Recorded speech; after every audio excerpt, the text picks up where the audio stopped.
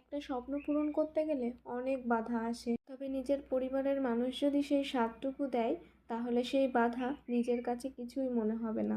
সবাই আবার এটা ভেবো না আমার বর আমার জীবনের বাধা, ওই কিন্তু এই জিনিসটা আমাকে গিফট করেছে। আর এটা কি গিফট করেছে আই থিঙ্ক তোমরা বুঝতে পেরেছো। আর যারা বোঝোনি তারা মন দিয়ে ভিডিওটা দেখো। হ্যাঁ, এটা হচ্ছে স্ট্যান্ড। অনেক দিন আগে বর আমার রিং লাইটটা ভেঙে ফেলেছিল কথা বলতে বলতে রাগের মাথায়। পুরুষ মানুষ তো ওই রকমই হয়, তাই না? তবে এই জন্য নয় যে আমাকে ভিডিও করতে দেবে না, আসলে অন্য একটা কারণ ছিল তার। রাগের মাথায় এক কথায় দুই কথায় ওর খুব রাগ হয়ে গেছিল।